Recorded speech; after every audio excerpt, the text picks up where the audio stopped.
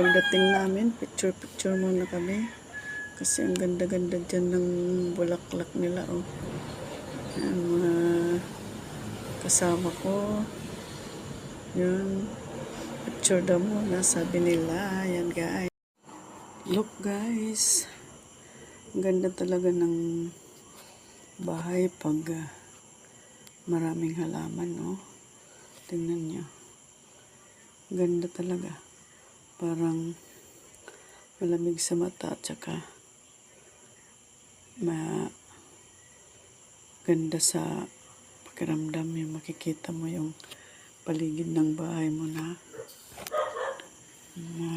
maraming halaman. Yan. Hindi yan namin bahay.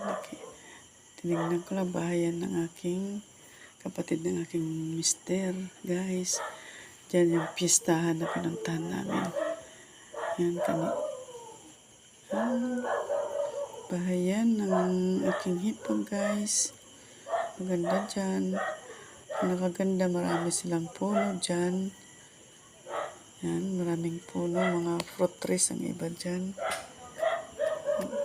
Saka yan yung kanilang yan.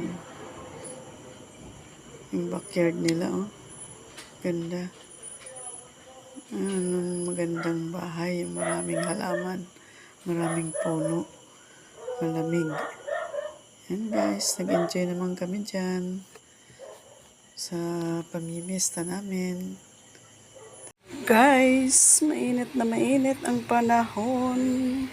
Nag-out of town kami.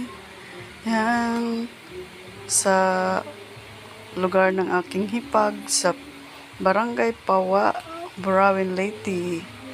Nag-out of town naman ang aming mag-anak. Munta kami dyan para mamista na rin at bumisita kay Malilia.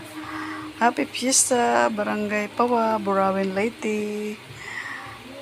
Thanks, nandito kami sa inyo. Hello, kasama namin ang aming buong mag-anak, guys. Masaya lang sama-sama. Di ba Mary nakakamit mo ito? Oo, dapat tinan lang sunis. Mutanad to nga tuig. Anamon sumsuman lang sunis. Sasa ka manad to, kada mo naman lusod to, pesa ng puno may adad to. Waray papan mo nga nira mo na sunis. Buta na lang nila sunis. Rambutan, wala yung hataran. Ang buhay nga ni Ambro, kaya mo kanina pala man sila dito. Ayan. Dito ni Oh, dito na era garden? Okay, damod dun era. Sa mo pagod. Basta ka nangunguli kami, tago sa kasaylo pinambrang kalamansi. Maaro kita ng kalamansi. Kaya lang kayo waray na. Waray na dito, waray na. Waray naman nag-aariglar. 100 gatos. Basta ikaw lang manguha. Ay mo dyan garden. Ah, baga di ka rin.